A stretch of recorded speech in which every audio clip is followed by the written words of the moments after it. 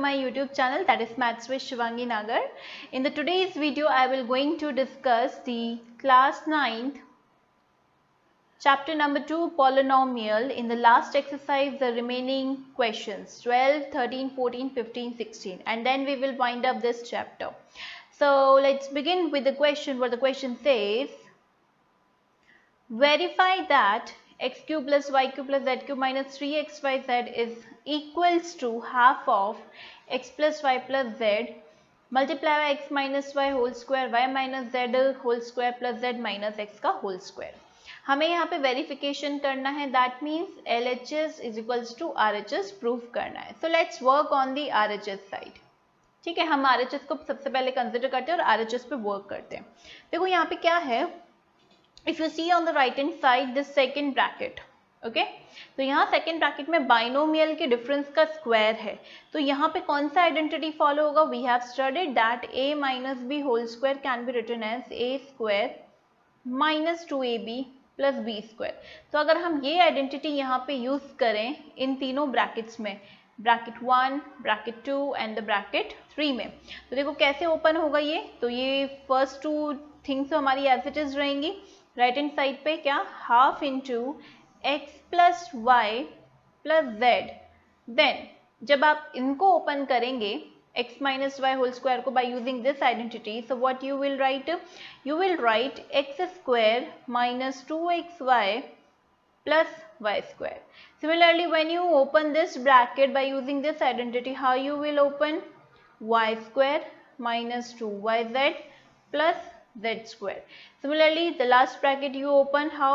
Z square minus 2zx plus x square. Clear? Now, अब इसके बाद जो जो चीज़ें सॉल्व हो सकती हैं हम उसको सॉल्व करेंगे. तो ये half into X plus Y plus Z, ये तो एज इट इज रहेगा. Now see here X square and X square दोनों आपका एडअप हो जाएगा तो क्या बन जाएगा? 2x स्क्वायर बन जाएगा. Similarly Y square plus Y square मिलके 2y square and similarly Z square plus Z square मिलके प्लस 2z स्क्वायर. अब इसके पास क्या रिमेनिंग क्वांटिटी रही? माइनस 2xy बचा, माइनस 2yz बचा and we are left over with minus 2zx. अब अगर आप इस सेकेंड ब्रैकेट में देखें तो आपको एक चीज कॉमन दिखेगी. And what is that common thing? The common thing is what? 2. So what we will do, we will take the common outside 2. So half of x plus Y plus Z, यहाँ से आप 2 बाहर common निकालेंगे. So what we are left over with X square plus Y square plus Z square minus x Y minus Y Z minus Z X. Clear? 2 से 2 आपका cancel हुआ तो क्या बचा हमारे पास? X plus Y plus Z multiply by x square plus Y square plus Z square minus x Y minus Y Z minus Z X. Now अब एक और चीज देखिए, ये जो एक्सप्रेशन है ये जाना पे जाना एक्सप्रेशन लग रहा है. हमने एक और आइडेंटिटी स्टडी किया था, क्या? We have studied that x cube plus Y cube plus Z cube minus 3xyz is equals to x plus Y plus Z into X square plus Y square plus Z square minus x Y minus Y Z minus Z X. ये identity हमने study किया था कि ऐसी 4 terms expansion में जिसमें 3 variables हो, तीनों क्यूबिक के सम में हो और जो 4 टर्म हो वो इन तीनों के प्रोडक्ट का थ्राइस हो. राइट? तो वो हमें दिखाई दे रहा है और उसका फैक्टराइजेशन फॉर्म ये होता है. तो ये जो आपको लिखा हुआ है ये फैक्टराइजेशन फॉर्म लिखा हुआ है, तो आप इसकी प्लेस पे लेफ्ट हैंड साइड लिख सकते हैं. यस, तो लेफ्ट हैंड साइड क्या है? X cube plus Y cube plus Z cube minus 3xyz और यही हमारा क्या है? RHS. तो hence prove that LHS is equals to RHS. Clear? चलिए आगे चलते हैं नेक्स्ट क्वेश्चन नंबर 13 पे. क्वेश्चन नंबर 13 क्या बोल रहा है कि आपको ये कंडीशन दी हुई है, if x plus Y plus z is equals to 0 then show that x cube plus Y cube plus Z cube is equals to 3xyz. अब देखो ये जो है x cube y cube z cube 3xyz आपको किसी identity में मिलते हैं. ये टर्म्स कौन सी आइडेंटिटी में मिलते हैं? So we know that x cube plus Y cube plus Z cube minus 3xyz is equals to x plus Y plus Z multiply by x square plus Y square plus Z square minus x Y minus Y z and minus Z x. अब अगर आप देखो यहाँ पे x plus Y plus z bracket generate हुआ और इसी की वैल्यू हमको दी हुई है क्या कि ये वैल्यू क्या है, जीरो है। ठीक है, तो अगर आप जीरो से किसी भी ब्रैकेट को किसी भी क्वांटिटी को मल्टीप्लाई करेंगे तो अल्टीमेटली आंसर क्या बनेगा, जीरो। तो आपके पास क्या रिलेशन आया कि x cube plus Y cube plus Z cube minus 3xyz का वैल्यू जीरो के इक्वल है। तो अगर अब इस माइनस 3xy को आप राइट साइड पे शिफ्ट करेंगे तो क्या बनेगा, x cube plus Y cube plus Z cube is equals to 3xyz। अब ये जो हमने प्रूफ किया यही हमें प्रूफ करना था सॉरी। ठीक है, तो ये हमारा एक रिलेशन भी है क्या कि जब भी आपको तीन वेरिएबल्स का सम अगर जीरो दिया हुआ है, ठीक है, तो उनके क्यूबिक का सम हमेशा किसके बराबर आता है, उनके प्रोडक्ट के थ्राइस के। अब देखो इसी के एप्लीकेशन बेस्ड में हमारा आगे क्वेश्चन आने वाला है। ठीक है, देखो तो कैसे करेंगे, क्वेश्चन नंबर 14 सी हियर हमें बोला without actually calculating the cubes find the value of each of the following. बिना इन अगर आप दोनों एक्सप्रेशंस को देखें तो यहाँ पे क्या है, आपको नंबर्स के क्यूब दिए हुए हैं और उनका सम करने को बोला हुआ है। अब एक्चुअल में इनका क्यूब निकालने के बजाय आपको इसको क्या करना है, जो भी आइडेंटिटीज आपको पता है उसको आपको यूज करके सॉल्व करना है। तो अगर आप मान लें फर्स्ट वाले में, पहले फर्स्ट वाले को कंसिडर करते हैं। मान लें let us assume that x is equals to -12 है, y इज इक्वल्स टू 7 है और z इज इक्वल्स टू 5 है। ठीक है, तो यानी कि आपको अल्टीमेटली क्या फाइंड करना है, x cube plus Y cube plus Z cube, यही फाइंड करना है अब आपको, है ना।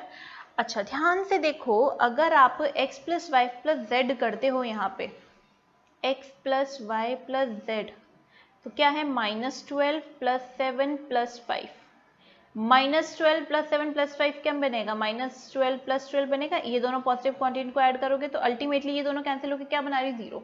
तो यानी कि यहाँ पे x plus Y plus z की वैल्यू क्या आ रही है, आपके पास जीरो आ रही है। अब मैंने आपको बताया था अगर आपको तीन वेरिएबल्स का सम जीरो दिया हुआ है तो उनके क्यूब्स का sum X cube plus Y cube plus Z cube वो किसके बराबर होगा, 3xyz के, उन तीनों के प्रोडक्ट के थ्राइस के, राइट। तो यहाँ पे आपका आंसर क्या होगा, x cube plus Y cube plus Z cube is equals to 3 into -12 into 7 into 5। Clear है। अब अगर आप इसको सॉल्व करेंगे तो 12 3 टाइम्स -36 इंटू ये बन जाएगा 7 5 टाइम्स 35। इसको सॉल्व कर लेते हैं अपन, 36 into 35, 5 6 times 30, 5 3 times 15, 6 3 times 18। Add कर लो इन सबको, what you will get 36 carry over 3, 3 3 ज़ा 9, 9 प्लस 3 12। तो आपके पास आया -1260, ये आपका आंसर है। क्लियर है। इसी तरीके से हम नेक्स्ट वाला भी सॉल्व करेंगे। नेक्स्ट वाले में भी देखो आपको यही दिया हुआ है, तीन नंबर्स के क्यूब का सम फाइंड करना है। तीन नंबर्स के क्यूब का सम जिसको फाइंड करना है आपको, ठीक है। तो अगर हम इस फर्स्ट जो 28 नंबर है इसको मान ले x, इसको मान ले y और इसको मान ले z। तो सबसे पहले इनका सम आप चेक कर लो कहीं ये सम जीरो तो नहीं है। अगर जीरो है तो वापस हम कौन सी आइडेंटिटी अप्लाई कर देंगे, यही वाली आइडेंटिटी अप्लाई कर देंगे। तो देखो कितना आसान हो जाएगा, सिर्फ वो प्रोडक्ट करो और उसका 3 टाइम्स कर दो। So see here 28 plus -15 plus -13 solve किया तो 28 -15 -13, तो दैट मीन्स 28 -28 आया, दोनों कैंसिल होके बन जाएगा 0। तो यहाँ पे भी बच्चों आपके पास x plus Y plus z की वैल्यू देखो 0 आई, तो डेफिनेटली यहाँ पे भी जो आपका 28 cube plus -15 cube plus -13 cube, ये जो वैल्यू फाइंड करनी है डेफिनेटली किसके इक्वल होगी, इन तीनों के प्रोडक्ट के 3 टाइम्स के बराबर। That means 3 into 28 into -15 into -13। अब देखो दो नेगेटिव क्वांटिटी, ये प्रोडक्ट होगा तो ऑब्वियसली आंसर पॉजिटिव में कन्वर्ट हो जाएगा, ठीक है, तो इसमें तो कोई प्रॉब्लम नहीं है। नाउ 3 इंटू 28, आंसर काफ़ी बड़ा आने वाला है इसका, तो थोड़ा पेशेंटली हम इसको सॉल्व करेंगे। 3 into 28, 3 8 times 24, carry over two 3 6 7 8, 84 आया यहाँ से आपके पास। Multiply by 15 into 13, 15 into 13, 3 5 times 15, carry over 1, 3 1 3 plus 5 8, 8 plus 1 9 and 195 आएगा। इन दोनों को मल्टीप्लाई करने पे आपके पास आएगा 195 प्लस का 195। अब लास्ट में क्या करना है, बस इन दोनों को मल्टीप्लाई करना है आपको, ठीक है, तो इन दोनों को मल्टीप्लाई करेंगे तो यहाँ साइड में कर लेते हैं। 195 into 84, 4 5 times 20, 4 9 36, 37 38, carry over 3, 4 1 4 5 6 7, 8 5 40, carry over 4, 8 9 72 plus 4 76, carry over 7 and 8 1 8 plus 7 that is 15। So answer क्या आया, 0 8 7 प्लस 6 इज 13, 6 दिस। तो फाइनल आंसर है बच्चों हमारा 16380, ये हमारा फाइनल आंसर है। बाकी जितनी भी अनवांटेड थिंग्स लेट्स उसको रब कर लेते हैं हम लोग, ताकि आपको अच्छे से क्लियरली सोल्यूशन विजिबल हो, ठीक है। ये सारे हमने जो एक्स्ट्रा रफ वर्क है इसको रब कर दिया है।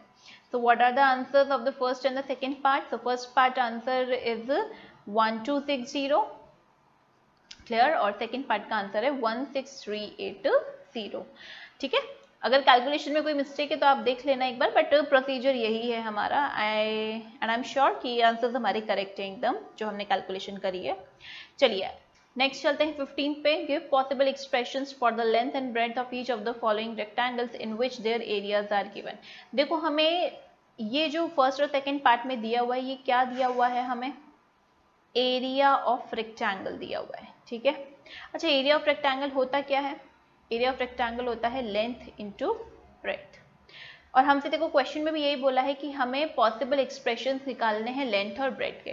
दैट मीन्स अगर हम इस एरिया को, जो कि एक्सपेंशन फॉर्म में लिखा हुआ है, अगर इसको फैक्टराइज करके अगर हम दो ब्रैकेट्स के प्रोडक्ट के फॉर्म में लिख दें, तो यानी कि वो जो दो ब्रैकेट्स के अंदर जो एक्सप्रेशंस लिखे हैं वही हमारे लेंथ और ब्रेड्थ होंगे।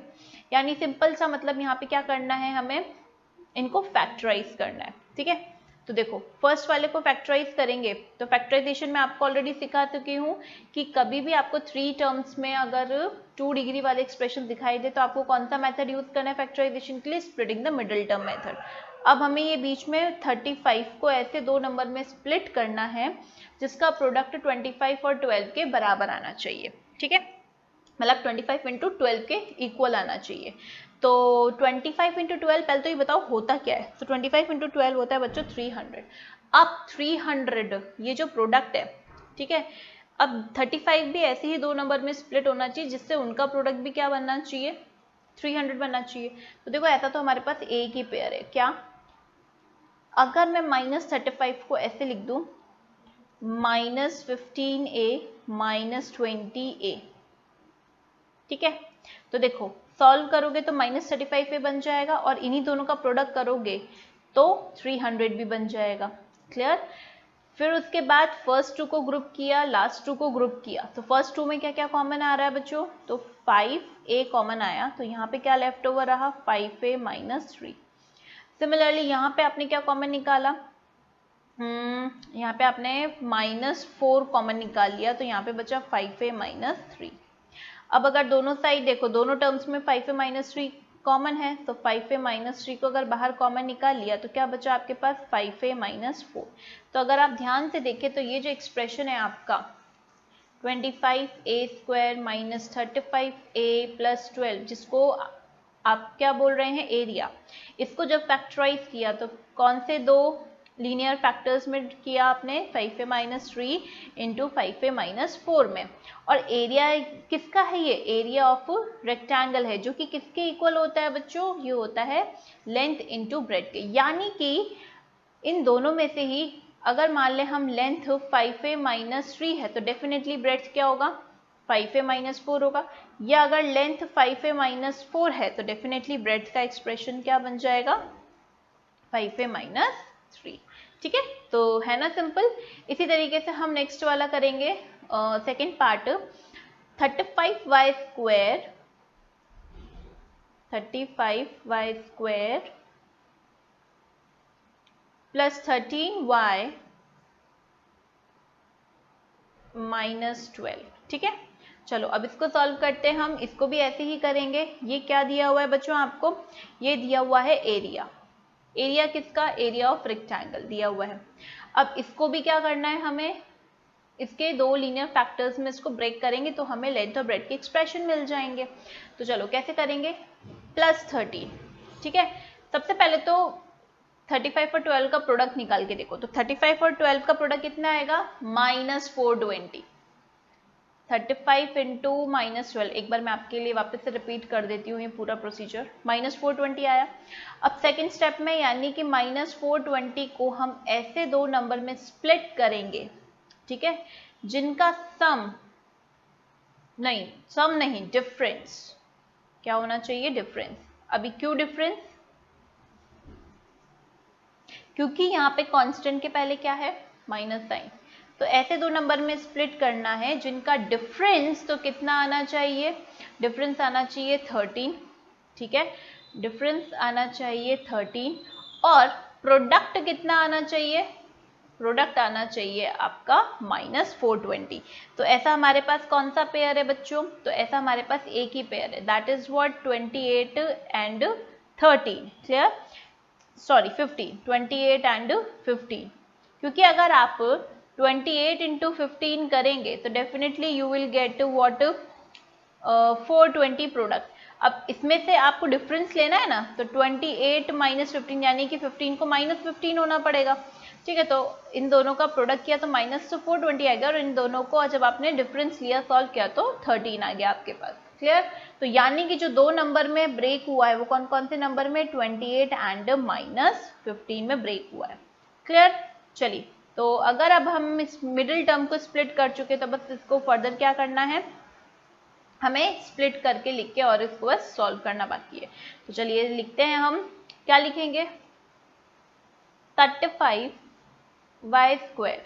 अब 13y को आप कैसे लिखेंगे, plus 28y minus 15y minus 12। ठीक है, इन दोनों को ग्रुप करो, लास्ट टू को ग्रुप करो। इन दोनों में क्या कॉमन आ रहा है, 7y। तो यहाँ पे क्या लेफ्ट ओवर रहा, 5y प्लस 4। सिमिलरली यहाँ पे आप क्या कॉमन निकाल सकते हैं, -3। तो क्या बचा, 5y प्लस 4।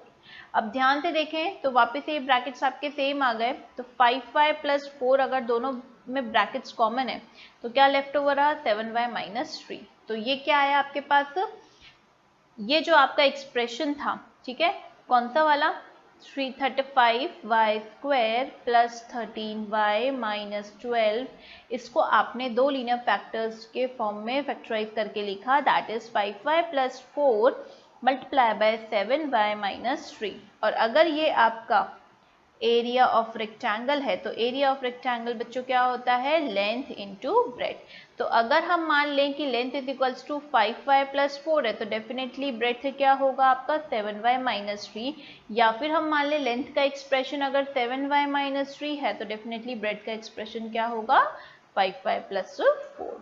क्लियर है, तो इस तरीके से हमें इसको सॉल्व करना था। चलिए अब लास्ट क्वेश्चन पे आते हैं।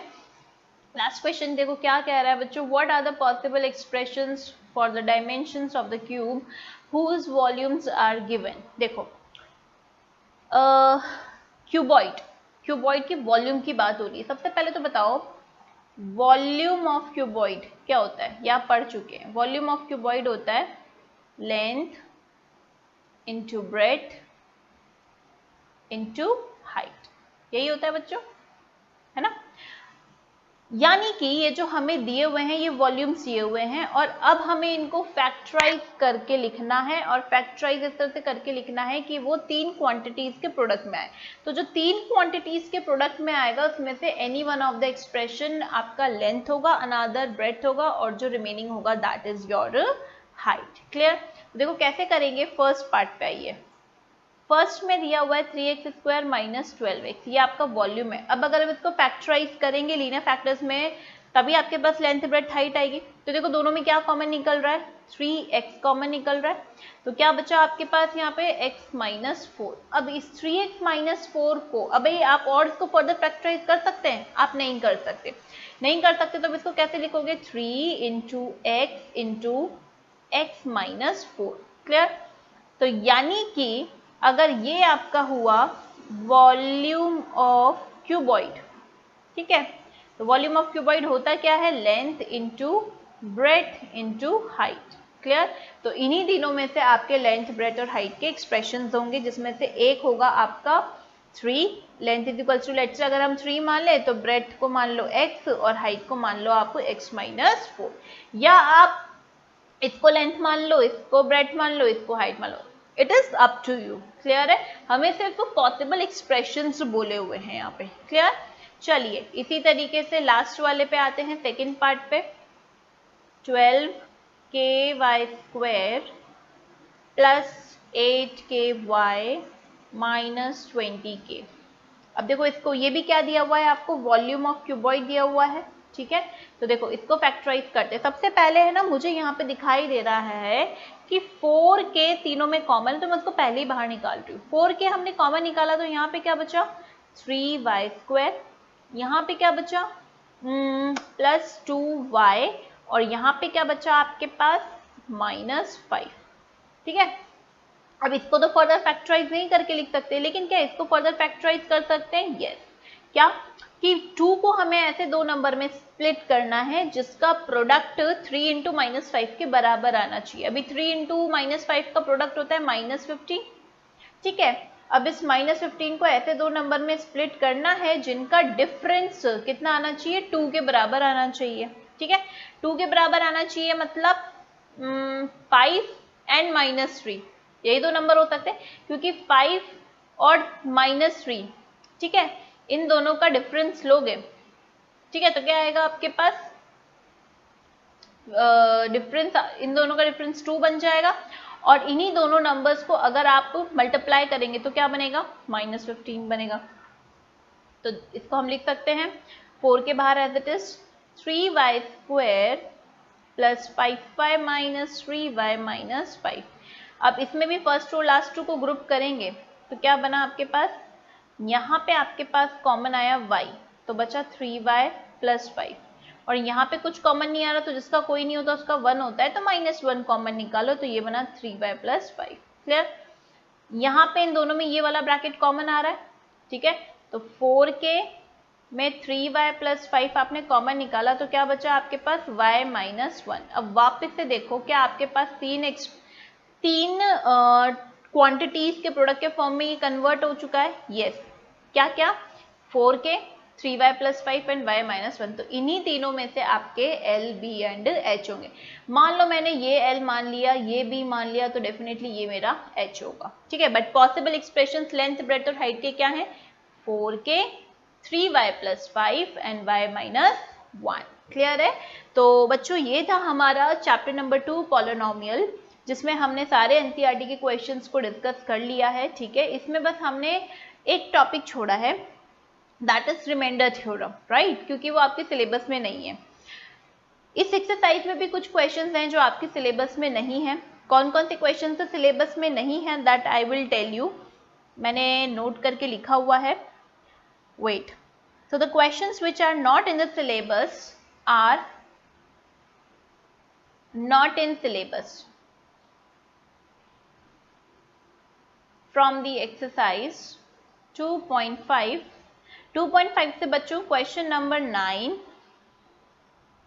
10, 12, 13, 14। ठीक है। ये आपके क्वेश्चंस हैं जो कि बिल्कुल भी सिलेबस में नहीं है, क्योंकि ये कौन सी आइडेंटिटी से रिलेटेड है आपकी, x cube plus Y cube plus Z cube minus 3xyz is equals to x plus Y plus Z multiply by x square plus Y square plus Z square minus x Y minus Y Z minus Z x. क्योंकि ये identity आपके syllabus में नहीं है और इसी identity के basis पे आपके ये क्वेश्चंस डिजाइंड है, इसलिए ये वाले क्वेश्चंस आपके 10th के जो अभी सिलेबस है, अपकमिंग सिलेबस है, उसमें ये नहीं है। बट फिर भी अगर आप like in future after 10th standard अगर आप मैथमेटिक्स को एज ए मेजर सब्जेक्ट अगर आप अडॉप्ट करेंगे, ठीक है, ऑप्ट करेंगे, तो आई सजेस्ट यू कि आप एक बार इनके कंसेप्ट को समझ लें कि भाई ये आइडेंटिटी है क्या, किस तरह से इसके क्वेश्चंस फ्रेम होते हैं और इसका क्या यूसेज है, ठीक है। तो ये था हमारा वीडियो आज का। अगर आपको सारे क्वेश्चंस के सोल्यूशन समझ में आए हैं, if you got each and every concept, if you like my video, give me a thumbs up, do share with your friends, and if you're new to my channel, then please do subscribe it and press the bell icon so that you will never miss any of my updates. Till then, bye bye, take care, see you in my next video with the next chapter, with a new fresh chapter. So stay tuned with the channel.